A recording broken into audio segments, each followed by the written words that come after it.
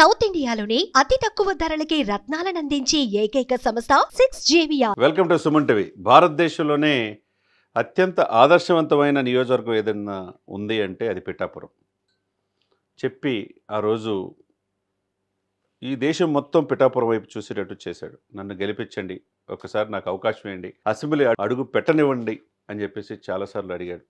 ఎందుకంటే గెలుపు అనేది ఆయన జీవితంలో లేదు. గాజువాకలో భీమవరంలో ఓడిపోయారు. ఓడిపోయిన తర్వాత అయినా కానీ దశాబ్దం పైన ప్రజల్లో ఉన్నాడు. ఎక్కడ కోల్పోయాం, ఎక్కడ ఓడిపోయాం అక్కడే గెలవాలనుకున్నాడు. తనతో పాటు ఇంకొక 20 మందిని కూడా 100% స్ట్రైక్ రేట్తో 21 మందిని అసెంబ్లీకి తీసుకెళ్లారు. అదేవిధంగా టీడీపీని అటు బీజేపీని మొత్తం 164 ఎమ్మెల్యేలని ఎంపీలని గెలిపించుకున్న మహోన్నతమైన వ్యక్తిగా పవన్ కళ్యాణ్ గారు చరిత్రలో నిలిచిపోయారు.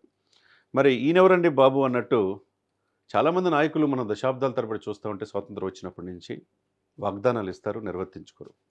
అదే పిఠాపురంలో అనేక మంది ఎమ్మెల్యేలు అయ్యారు, మంత్రులు అయ్యారు. కానీ ఈ 4.5 దశాబ్దాలతో ఆయన చేసినట్టు అభివృద్ధి కార్యక్రమాలు ఎవరు చేయాల. రోడ్లు మరమ్మతులు కావచ్చు, రైల్వే బ్రిడ్జీలు కావచ్చు, పార్కులు కావచ్చు, ముంపుకు గురయ్యే ప్రాంతాలని అది ఆ పరిస్థితి రాకుండా చేయటం కావచ్చు, లేకపోతే రైతులకు కావచ్చు, మత్స్యకారులకు కావచ్చు, స్కూల్స్ కావచ్చు, చివరికి 30 పడకల ఆసుపత్రిని 100 పడకలుగా అప్గ్రేడేషన్ చేయటం కావచ్చు. ఇవన్నీ 318 కోట్లు మొదటి సంవత్సరంలోనే చేశాడు. అక్షరాల 318 కోట్ల అభివృద్ధి పనులు చేసి దేశంలోన ఒక్కసారిగా మొత్తం పిఠాపురం వైపు. ఎందుకంటే కుప్పం శాశ్వత చిరునామా ఎవరికి? ముఖ్యమంత్రి చంద్రబాబు నాయుడు గారికి. అదేవిధంగా పులివెందుల జగన్మోహన్ రెడ్డి గారు.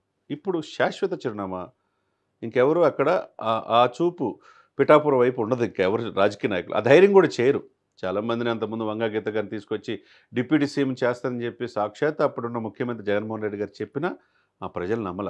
70,000 మెజార్టీతో పవన్ కళ్యాణ్ గారిని గెలిపించుకున్నారు. పిఠాపురం ఒకవైపు ఆధ్యాత్మిక తీర్థయాత్రలకు ఒక నిలయంగా చేస్తున్నారు, టూరిజం సర్క్యూట్గా చేస్తున్నారు. తర్వాత ఇంటర్నేషనల్ ఎయిర్పోర్ట్స్ కూడా తీసుకొస్తున్నారు, రైల్వే కనెక్టివిటీ తీసుకొస్తున్నారు. ఈ రోజున పిఠాపురం అనేది ఒక ఆదర్శం. దేశం మొత్తం పిఠాపురం వైపు చూసేట్టు చేస్తానన్నాడు, చేశాడు. ఇది ఒకటి 318 కోట్ల అభివృద్ధి పనులు ఫస్ట్ ఇయర్లో. కట్ చేస్తే నిన్నగాక మొన్న అనేక సంవత్సరాల నుంచి, దశాబ్దాల నుంచి ఆ ఉప్పాడ బీచ్ కోతకు గురవుతూ ఉంది. కోతకు గురై 15 కిలోమీటర్ల లోపల చొచ్చుకుపోయి ఆ తీర ప్రాంతంలో నివసించే వాళ్ళకి, ముఖ్యంగా మత్స్యకారులు ముంపుకు గురై సర్వస్వం కోల్పోతున్నారు. మరి అనేక రాజకీయ పార్టీలు, అధికారంలో ఉన్న పార్టీలు మరి చేయొచ్చు కదా, ఎందుకు చేయలేకపోయారు? ఆ వాళ్ళు ఎందుకు కట్టలేకపోయారు? ఇప్పుడు ఇన్నాళ్ళకి ఒక నివేదిక చంద్రబాబు నాయుడు గారి ద్వారా సెంట్రల్కి ఇవ్వటం, వెంటనే అటు హోంశాఖ నుంచి రావటం, దాన్ని మొత్తం కూడా ఎంక్వైరీ చేయటం. ఈరోజు దాదాపుగా మనకు తెలిసిన సమాచారం ప్రకారం 323 కోట్ల రూపాయలు అతి త్వరలో రిలీజ్ కాబోతుంది. అంటే 323 ప్లస్ 318 ఎంత? దాదాపు 641 కోట్ల పనులు. మన చరిత్రలో ఎంతోమంది వస్తుంటారు, రాజకీయాల్లో వెళ్ళిపోతుంటారు. చెరగని ముద్ర వేసుకునేది కొంతమందే, చెప్పింది చేసేవాళ్ళు కొంతమందే, అదే చరిత్రలో నిలిచిపోయేవాళ్ళు కొంతమంది. ఆ కోవలో నేను పవన్ కళ్యాణ్ గారు వచ్చారని అనుకోవాలా.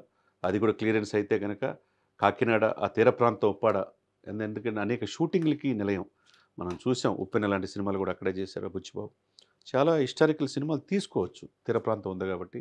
చాలా బ్యూటిఫుల్గా పడవలు అన్నీ అక్కడి నుంచి కాకినాడ పోర్ట్ కేంద్రంగా అనేకమైన ఎక్స్పోర్ట్స్, ఇంపోర్ట్స్, ఎగుమతులు దిగుమతులు జరుగుతూ ఉంటాయి. మరి అత్యంత ఆదాయం, అక్కడ ఎంప్లాయ్మెంట్ వచ్చే అవకాశం ఉంది కదా. టూరిజం కూడా డెవలప్మెంట్ చేస్తే చాలామందికి ఇండస్ట్రీస్ వచ్చే అవకాశం ఉంది, ఫుడ్ ప్రాసెసింగ్ యూనిట్స్ వచ్చే అవకాశం ఉంది. ఒక్క నియోజకవర్గం, అతను పుట్టింది మొగల్తూరులో, పెరిగింది హైదరాబాద్లో. ఈరోజు పిఠాపురాన్ని అక్కడి చేర్చుకొని దేశం మొత్తం పిఠాపురం వైపు చేస్తా అన్నాడు. వితిన్ 1 ఇయర్లో చేయగలిగాడు. చేయటమే కాకుండా ఇటువంటి తరతరాల నుంచి చేయలేనిది వాళ్ళు సముద్ర కోత గురైన ప్రాంతాల్లో అది కూడా కట్టడానికి 323 కోట్ల ఖర్చు కూడా ఆల్మోస్ట్ అయిపోయింది. రేపు మాపు క్లియరెన్స్ అయిపోయి త్వరలో అది కూడా వాళ్ళ కళ్ళల్లో పిఠాపురం, కాకినాడ ప్రజల్లో ఆనందాన్ని, ముఖ్యంగా గోదావరి జిల్లాల ప్రజల్లో సున్నాకే పరిమితం చేస్తానని వైసీపీ చెప్పి చేశాడు. గోదావరి జిల్లాలో పుట్టిన వ్యక్తిగా ఆ ప్రజల్లో ఆనందాన్ని, వాళ్ళ కళ్ళలో ఆనందాన్ని, ఒకవైపు తాగునీరు, ఒకవైపు సాగునీరు, బేసిక్ నీడ్స్ అన్నీ కూడా ఈరోజు పవన్ కళ్యాణ్ గారు చెప్పిందే చేసిన నాయకుడు. ఏదైతే చాలామంది 5 సంవత్సరాల్లో ఎప్పుడైనా చేయొచ్చు అనుకుంటారు, కానీ వితిన్ 1 ఇయర్, 2 ఇయర్స్ మధ్యలోనే ఇంత చేయగలిగాడంటే 640 కోట్ల పనులు అభివృద్ధి చేయగలిగారంటే మన భారతదేశంలో ఇటువంటి రాజకీయ నాయకుడు మనం ఎప్పుడు చూడాల. కాబట్టి ఈరోజు మొత్తం ఆయన వైపే, అందరి చూపు పవన్ కళ్యాణ్ వైపు అన్నట్టుగా ఉంది. కాబట్టి పవన్ కళ్యాణ్ గారికి నిండు నూరేళ్ళు ఆరోగ్యాలతో ఉండాలని మనం మనస్ఫూర్తిగా కోరుకుందాం. ఎందుకంటే చాలామంది రాజకీయాల్లో వస్తుంటారు, పోతుంటారు. చెరగని ముద్ర వేశారు ఇందాక నేను చెప్పినట్టుగా. తన కోసం, తన కుటుంబం కోసం, వారసత్వం కోసం, స్వార్థ రాజకీయాల కోసం ప్రభుత్వ ఆస్తుల్ని అప్పనంగా వేల కోట్లు, లక్షల కోట్లు మింగే ఈ రోజుల్లో తనకున్న డబ్బుని, తను సంపాదించిన డబ్బులు కూడా పేదలకు పెట్టే గుణం అతి రేర్‌గా ఉంటది. అతి కొద్ది మంది మాత్రం యుగానికొక్కలే ఉంటారు. ఆ యుగానికొక్కడే మనం పవన్ కళ్యాణ్ గారు మనం చూడొచ్చు. సుమన్ టీవీలో మీ పర్సనల్ అండ్ బిజినెస్ ప్రమోషన్స్ కోసం కింది నెంబర్కి కాంటాక్ట్ చేయండి.